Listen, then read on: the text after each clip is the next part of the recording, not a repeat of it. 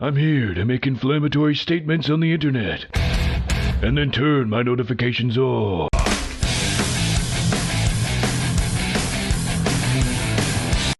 Gaming journalism is one of those industries that hates its target audience.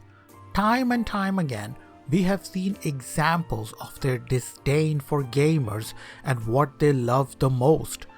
I don't mind people being critical of fandoms or a particular IP, but game journalists take it to the next level. I have covered these journalists in the past. There are loads of videos on my channel, and you will find even more if you go to other YouTubers, where game journalists either misrepresented a game, a fandom, championed ideology that didn't belong in the industry, or participated in boycotts. And worse than that, they weren't even being subtle about it either.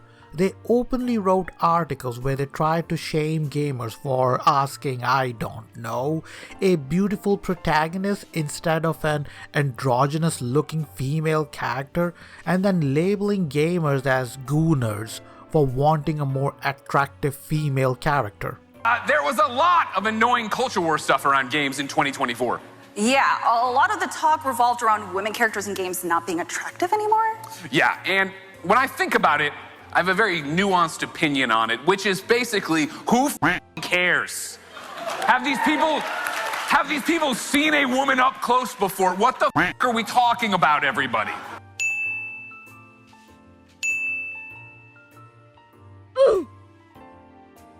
Yes, Greg, I have seen women before, both fat and slim, young and old. I have spent time with women. I know what a woman is, but one has to wonder what kind of women you're hanging out with, because you sure as heck won't be able to define what a woman is. He's out of line, but he's right. So I came across this article and it didn't surprise me at all. Valnet owned game website The Gamer has suffered widespread layoffs according to former staff. Yes! Yes! I'm not gonna go through the entire article because there is no point. We all know the kind of people the Trash Fire site hired. We all know the kind of articles they wrote and how they put their own feelings and politics over objective journalism. Bro, The Gamer is one of the main reasons why I'm making my own game, okay? Yeah, I took inspiration from other sites as well, like Polygon and Kotaku, and it's kind of a satirical take on gaming journalism as a whole, but it's the articles these journalists have written that inspired me to make my game. And guess what? You can wishlist it now on Steam. Let these game journalists know that they too can make money if they give gamers what they want.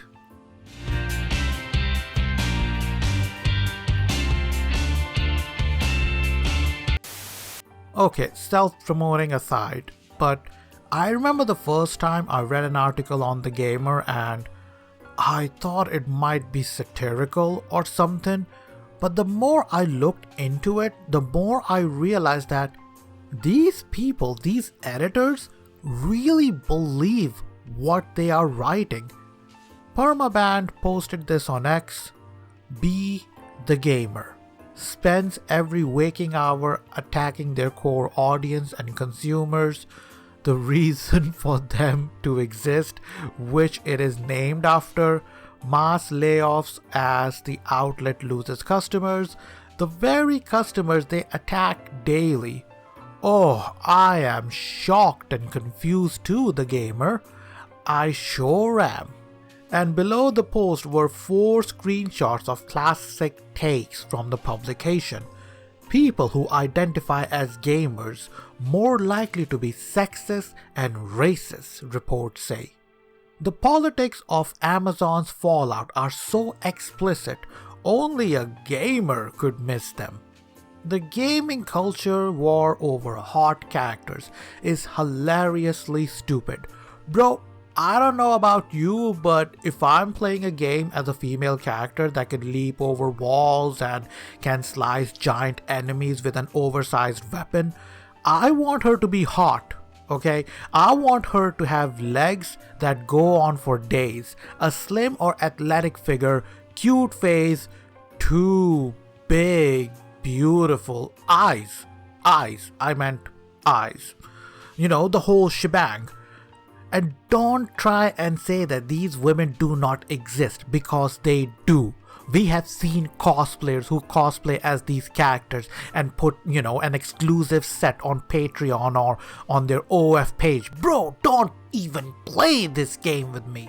But you know what? I can't blame you for finding it difficult to admit that, these women actually exist, considering, the quote-unquote women you probably spend your day with.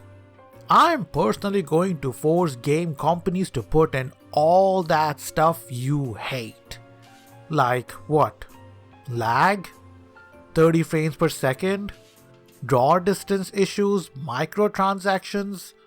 Okay, jokes aside, this really is quite alarming, because that goes on to show that game journalists can persuade developers to push a game in a certain direction, because then of course they are going to write an angry article about the game, which could lead to negative buzz around that said game.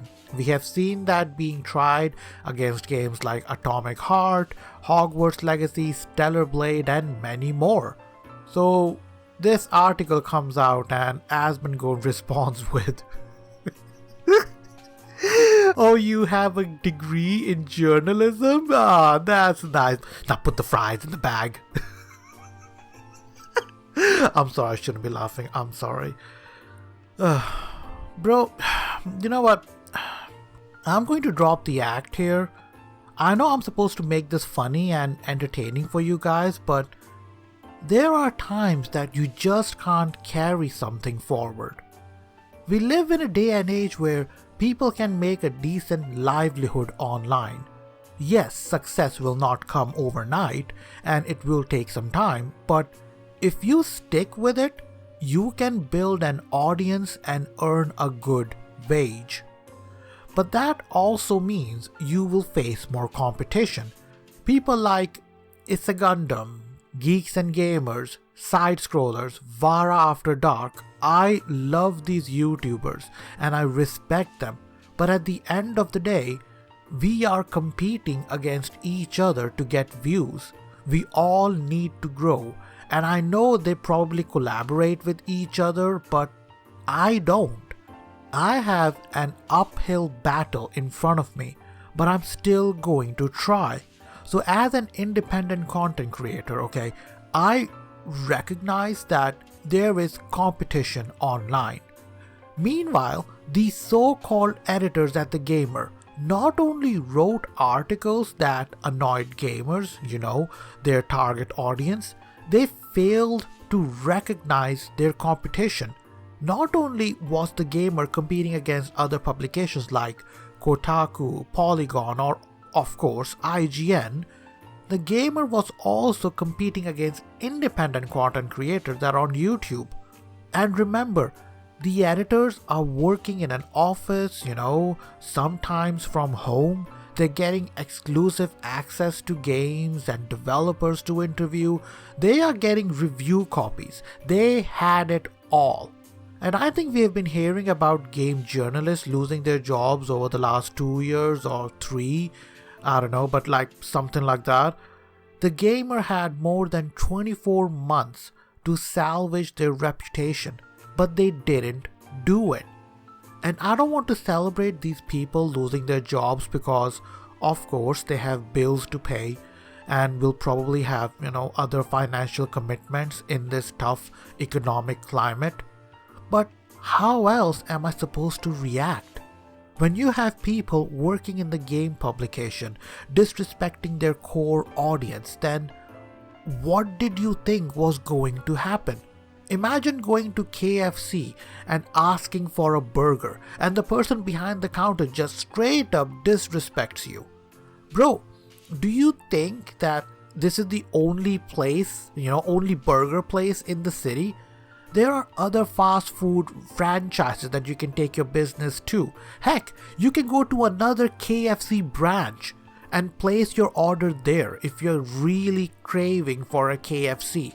Point is, there are always different options available, and the gamer just didn't take that into account.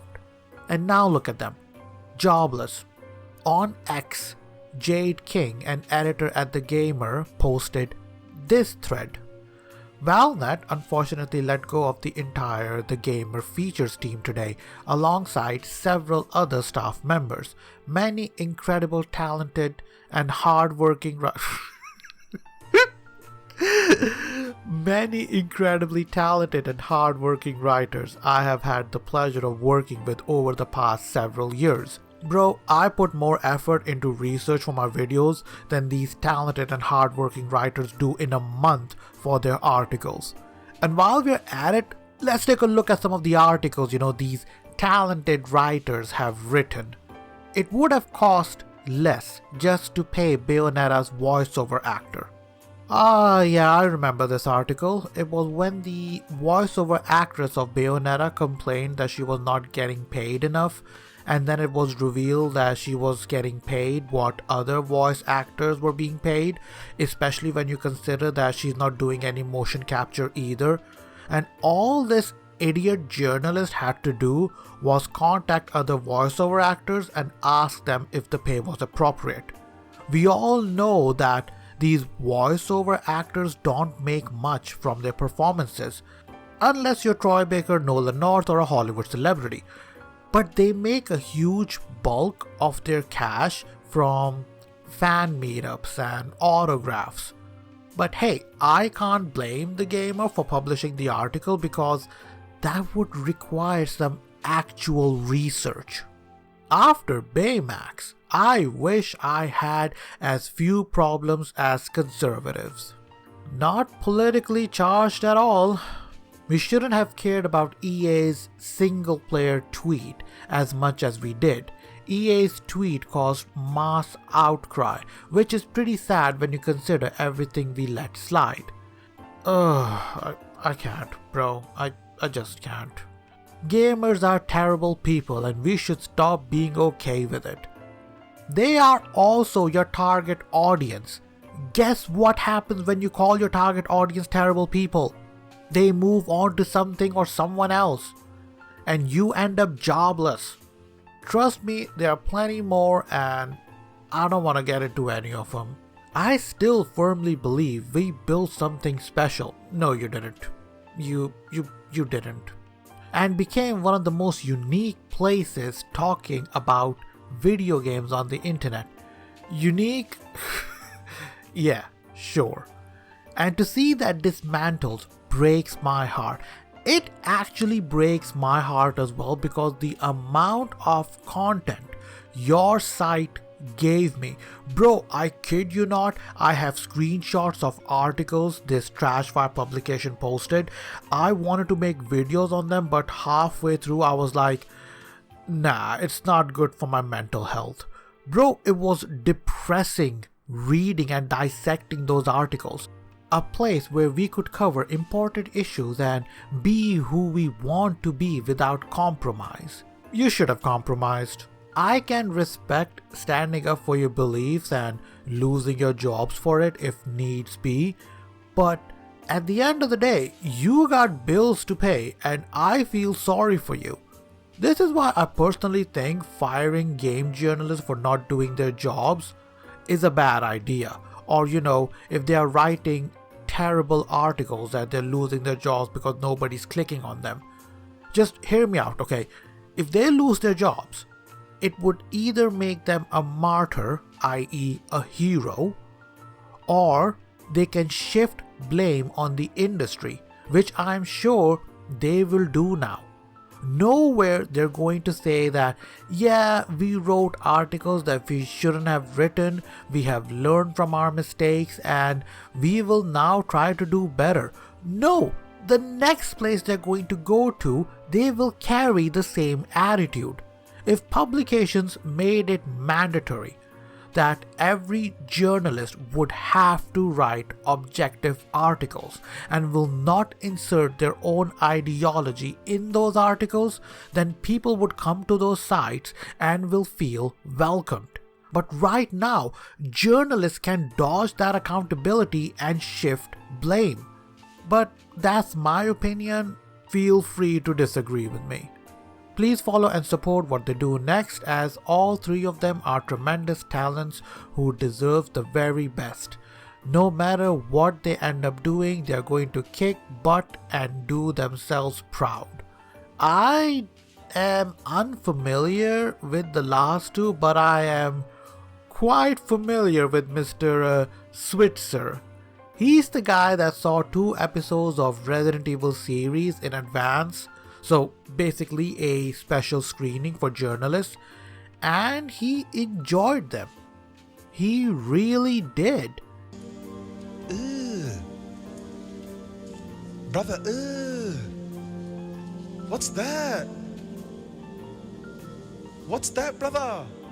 I must stress here that I'm a massive Resident Evil fan, saw all the live action movies including Welcome to Raccoon City, and I tapped out after the first episode. Bro, I saw the first episode and I was like, nah, I think I'm good. Jeremy Jans, a YouTuber with 1 million subscribers, tapped out after 2 episodes.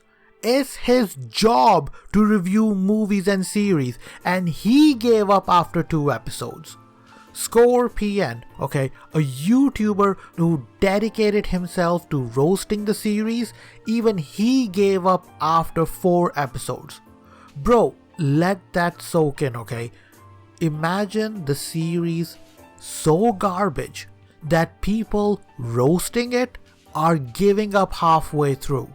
But Eric loved it, and not only that, he called it the most faithful adaptation yet. And then when people complained that the series is anything but faithful, Eric ran damage control. And when the series got cancelled, fans celebrated. That rubbed Eric the wrong way because he wrote an article to show how weird it is to celebrate its cancellation. And now, for the life of me, I can't find the article on the site. Maybe I'm not looking for it right because I lost the link, but I can't find it anymore. Eric Switzer is also the guy who got upset that Batgirl movie was not getting released. Imagine a movie so bad that Warner Brothers looked at it and said, yeah, we spent $50 million developing it, flush it down the toilet, but we're not releasing this garbage. And Eric Switzer here was mad that it was not getting released. As for me, I'll be remaining at The Gamer for the time being, while figuring out what exactly my own future entails. This industry sucks, and so many of the people trying to make it more bearable deserve so much better. Do you know why the industry sucks? It's because of people like you. You guys aren't doing your job right. If you guys were doing it right, people would respect you, your core audience will respect you, and guess what? You would still have your jobs. Well, obviously you have yours, but people around you seem to be losing theirs. For the record, Jade King has written these articles in the past. Rivet is a lesbian and my psychic gay ass was right all along. Stellar Blade's uncensored release shouldn't be a cause for celebration. Yes, I reinstalled Horizon Forbidden West because Aloy is gay now. Capcom is horny as hell and I'm totally here for it. Meanwhile, the next article is Xenoblade Chronicles 3 needs to avoid being weirdly horny anime nonsense. Do you want to know who else is keeping their job? From the looks of things, Stacey Henley. Yes, the same Stacey Henley that tried to cancel Hogwarts Legacy. She was also the one that called J.K. Rowling transphobic on BBC Radio and received no pushback from the host, and BBC had to apologize for it. She is also responsible for these articles here. Stop using mods to make female characters prettier. Diablo 4's Megan Fox advert is sexist and dated, but it didn't need to be. Cammy's classic outfit should never have been brought back to Street Fighter. Let's talk about bullying people for playing Hogwarts Legacy. I've already discussed this article in my previous video. Check it out. I spent a lot of time on it, dissected it right. So yeah, it's been debunked. Ashley's underwear in Resident Evil is not censorship. Also from Jade King, Resident Evil 4 mod lets Leon take his willy out. Resident Evil 4 modders are already thirsting over Leon because, of course, yeah, Stacey over here has no problem with Leon taking his willy out, but seemed to have a problem with Megan Fox, Cammy's classic outfit, and people installing mods to make characters prettier. At the end, I'm going to say, you reap what you sow. You disrespected your core audience and now you're jobless. 2 months before Christmas as well. In this kind of economy. I hope writing those articles was worth it. And please, people, do not interact or harass these people. I do not condone it. Keep it civil, and if you have something to say, leave it in the comment section below. Also, check out my game, Gaming Journal Simulator on Steam, and wishlist it. I would appreciate it a lot. Rate, comment, and subscribe, all that good stuff. Other than that, have a great day. Peace out, angels, and stay awesome.